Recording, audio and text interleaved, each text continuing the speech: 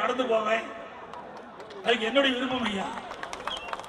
உன்ன மாதிரி என்ன கோடி கோடியா கொள்ளையடிச்சு வச்சிருக்கிறேன். முதல்ல விமானத்துல இருந்து இறங்குனதையா அண்ணன் தம்பித்துறை கார்ல போனேன். அவரு அங்கேயே இறக்கி விட்டு அவர் வீட்டுக்கு போயிட்டார்.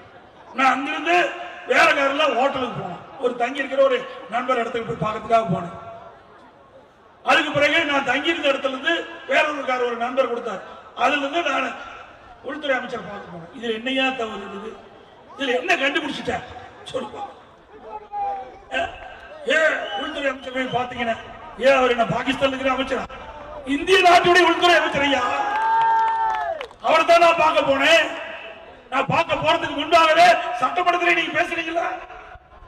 எதிர்கட்சி தலைவர் எடப்பாடி பழனிசாமி அவர்கள் உள்துறை அமைச்சரை சந்திக்கின்ற பொழுது இதெல்லாம் பேச வேண்டும் என்று நீங்க சொன்னீங்களா? நாம பார்க்கறதெல்லாம் பொறுக்கல.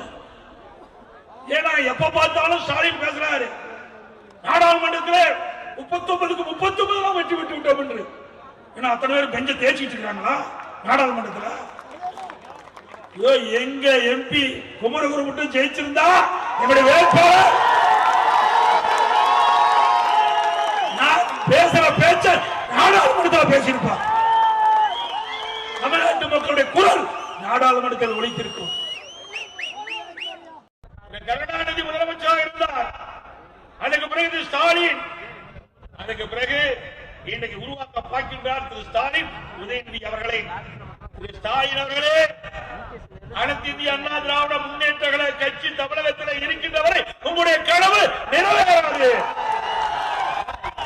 உங்களுடைய கனவு காணல் நீராகத்தான் இருக்கும், பகல் கனவாகத்தான் நீங்கள் பார்த்துக் கொண்டிருக்கிறீர்கள்.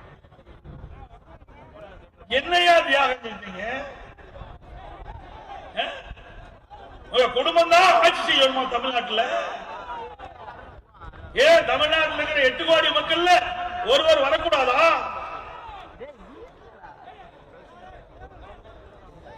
இந்த குடும்ப ஆட்சிக்கு, மன்னர் ஆட்சிக்கு, வாரிசு அரசியலுக்கு முற்றுப்புள்ளி வைக்கின்ற தேர்தல் 2026 சட்டமன்ற தேர்தல். அதை நிறைவேற்றுகின்ற பொறுப்பு உங்களிடத்திலே நாங்கள் ஒப்படைத்திருக்கின்றோம். நீங்கள் நினைத்தால் நிச்சயமாக சாதிக்கலாம். அந்த சாதிக்கக்கூடிய சக்தி இங்கே அமர்ந்திருக்கக்கூடிய நிர்வாகிகளிடத்திலே இருக்கின்றது. ஏனென்றால் உங்களை போல் அங்கே அமர்ந்து இங்கே பேசிக் கொண்டிருக்கின்றேன். அங்கே இருக்கின்றது என்ன பலம் இருக்கின்றது என்று எனக்கு நன்றாக தெரியும். ஒரு கட்டடத்திற்கு அஸ்திவாரம் எப்படியோ அப்படி ஒரு இயக்கத்திற்கு அடிமட்ட நிர்வாகிகள் முக்கியம். அந்த அடிமட்ட நிர்வாகிகளை கொண்ட ஒரே இயக்கம் அனைத்து இந்திய அண்ணா திராவிட முன்னேற்ற கழக இயக்கம்.